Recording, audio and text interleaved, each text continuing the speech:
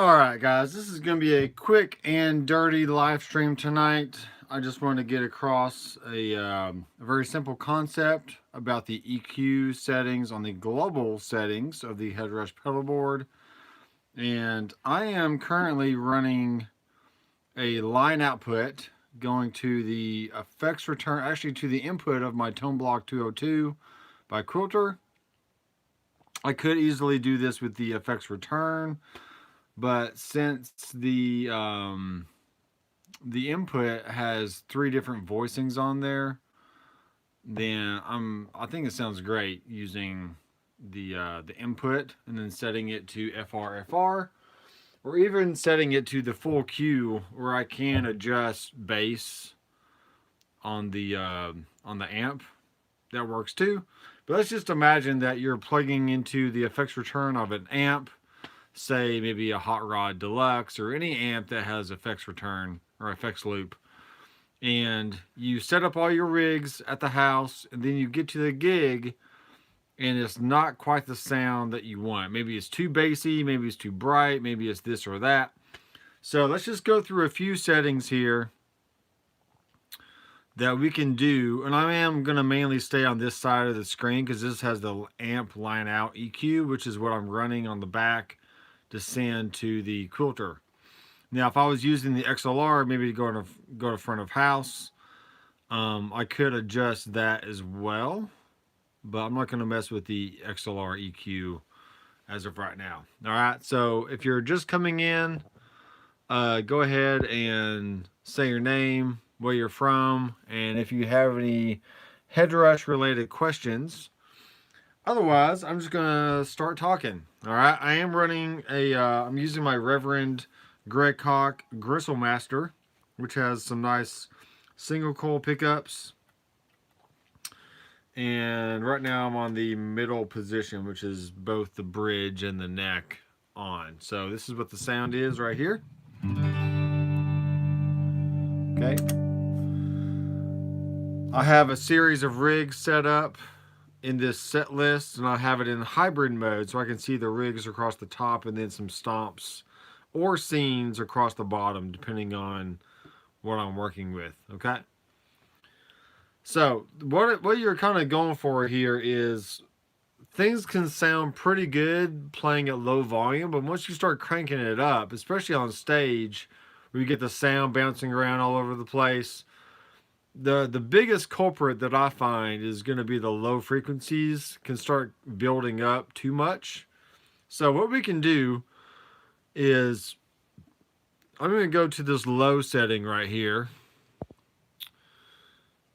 and I'm going to crank it up to like, no, maybe 120 hertz. Okay. And then what you can do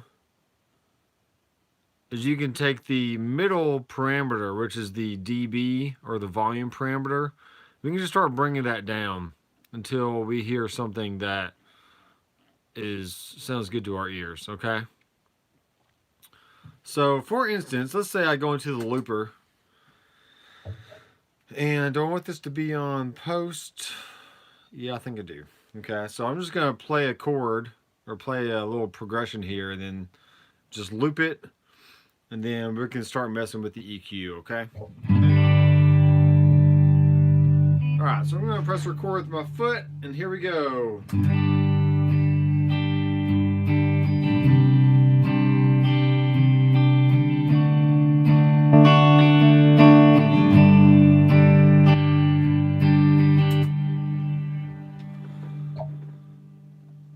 And oh, I know why it's not doing it. We have to go back into global settings. Page 1. Am I...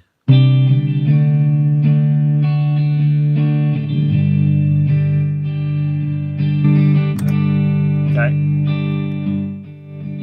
And turn the mix of this down a little bit.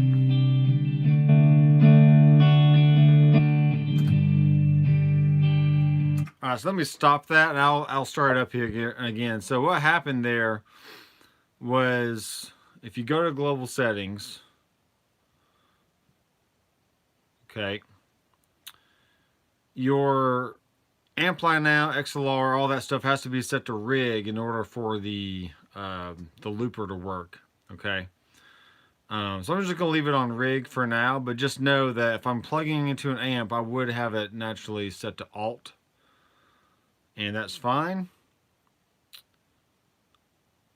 So we'll go to global settings, and I know what I want to do. I'm going to go ahead and just bypass this IR because I don't want it playing into my amp. And that's how I usually would bypass it if I had it set to alternative or to alt, but it's not going to be the case in this video. So, all right, here we go. Here we're going to press start.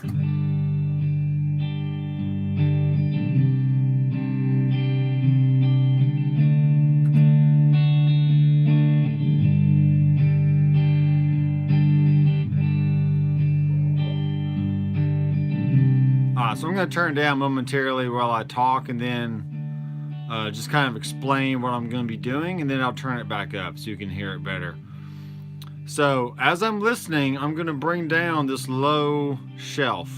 Okay, I could make it a cut, but I'm just going to make it a shelf, which means it's actually going to slope down, you know, like slope down like this. Okay, instead of like scooping out in the middle, it's going to have a slope.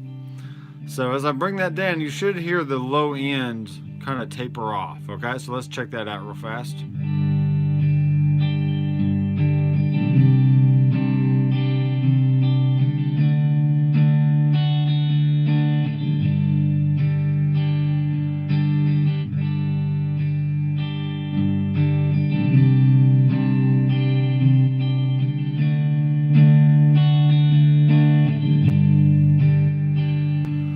Alright, so what I've done there, I had the low all the way down on negative 12 dB. And then to test what I've done, I quickly turned off the EQ, and then I could hear all the bass come back in. Then I turned it back on, and I could hear the bass go out because I rolled it off. So if you feel like it's too much of a bass roll off, then you can start lowering the actual frequency of the bass, so therefore you're able to still have some low end that you want, but it's just not as drastic. So let's try that real fast.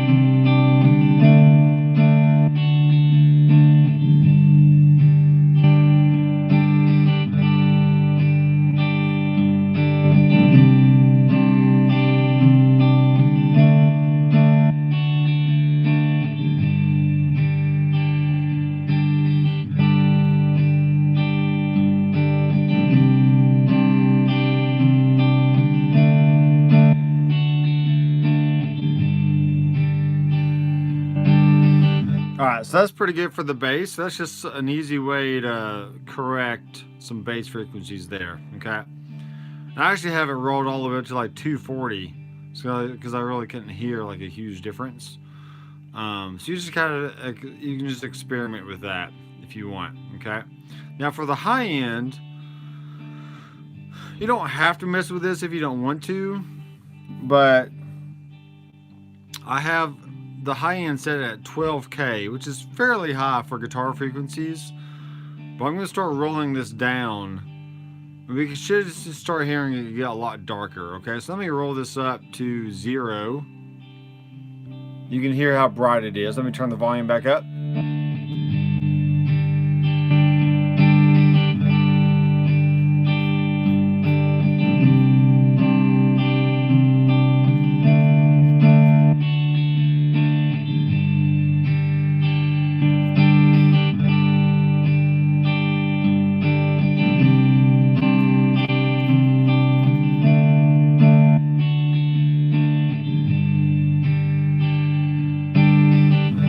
Alright, so it's not hugely drastic, but I can definitely tell the high end is just tapering off, is getting a little dull to the sound.